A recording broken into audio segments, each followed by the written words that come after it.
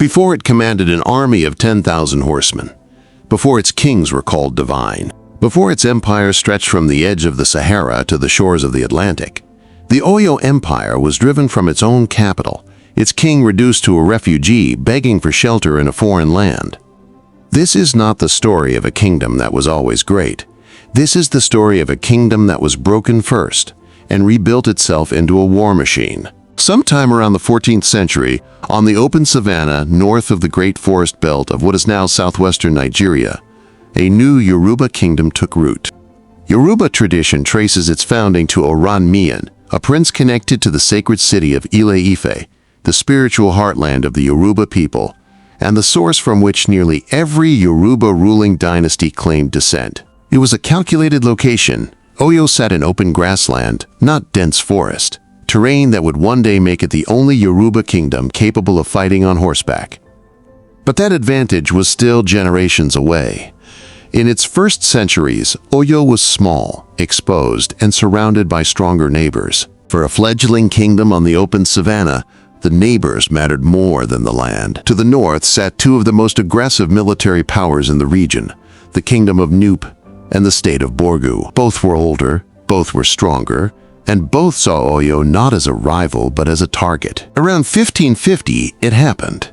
Nupe forces swept into Oyo and conquered it outright. This is the part of the story that gets skipped in most retellings, because it isn't flattering.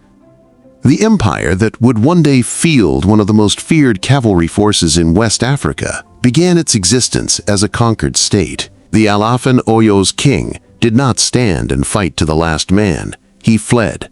Along with his senior chiefs, he abandoned his own capital and sought refuge in Borgu, the very region that had helped humble him. For a time, Oyo simply ceased to exist as an independent power. Its throne was in exile. Its people were scattered or subjugated. Any observer standing in West Africa in the mid-1500s would have had no reason to believe this broken kingdom would ever be spoken of in the same breath as the great trading states of the region, let alone come to dominate them. But exile has a way of teaching lessons that comfort never can. The Oyo court did not stay in exile forever. Eventually, the Alaafin and his chiefs made their way back to their homeland. But returning to the land was not the same as returning to power. The kingdom they came back to rebuild was surrounded by the same enemies that had destroyed it the first time. If Oyo wanted to survive, it could not simply rebuild what it had lost. It had to become something fundamentally stronger than what had failed. The answer came from an unlikely source: trade. Oyo's location, open savanna, not thick rainforest, had once been a liability, a flat approach with nowhere to hide from a Nupe or Borgu army. But that same open terrain was about to become Oyo's greatest weapon, once the kingdom acquired the one thing that could turn flat grassland into a killing field: horses. Under the Alaafin Orompoto, Oyo began funneling the wealth it earned from regional trade into something no other Yoruba kingdom to the south possessed at scale: a professional mounted cavalry force. Horses were purchased from trade networks stretching north toward the Sala. Riders were trained. An army that had once fled its own capital on foot was being rebuilt on horseback. This was not a minor tactical adjustment. It was a total transformation of what Oyo was capable of. The dense rainforest that protected most Yoruba kingdoms to the south made cavalry useless. Horses could not maneuver through thick forest terrain, and tsetse flies carrying disease made large-scale horse breeding impossible in forest zones. But Oyo's savanna homeland had neither obstacle. While its southern neighbors remained locked into infantry warfare, Oyo alone among the Yoruba states could field fast-moving mounted forces, capable of striking targets, and just as importantly, retreating from them, far faster than any infantry army in the region. The kingdom that had once been overrun by Nupe horsemen was now building a cavalry force of its own, modeled, refined, and eventually turned back against the very kind of power that had once humiliated it. Cavalry alone does not build an empire. What made Oyo's transformation so consequential was what came with it: a shift from a kingdom playing defense to a kingdom capable of imposing its will. A mounted force could reach distant towns and villages that infantry-based kingdoms could never threaten quickly. It could strike, extract tribute, and be gone before a rival state could organize a response.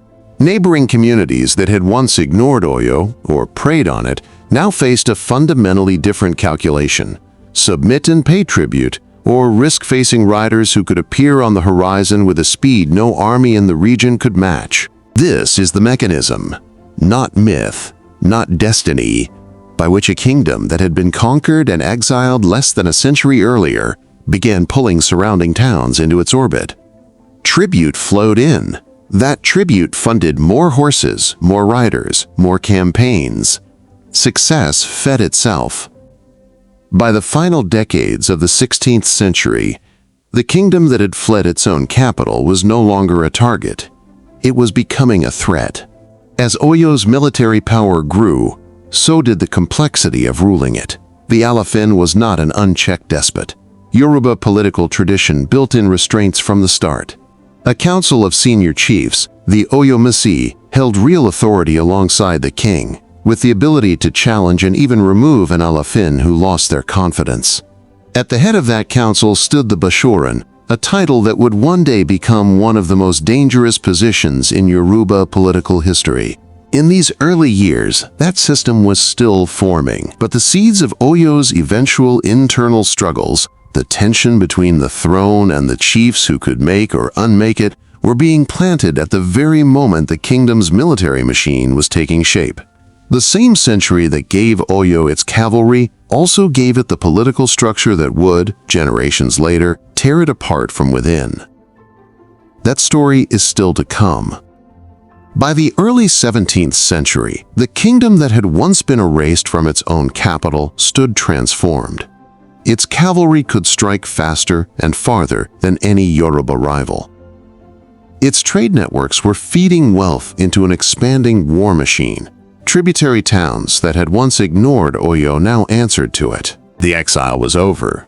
The iron had been forged. What came next was Oyo's golden age, an era of conquest that would carry Yoruba cavalry as far west as Dahomey and turn a once-broken kingdom into the dominant power of the region. That expansion and the fragile system of kings and kingmakers that held it together is where the empire's story truly begins to accelerate.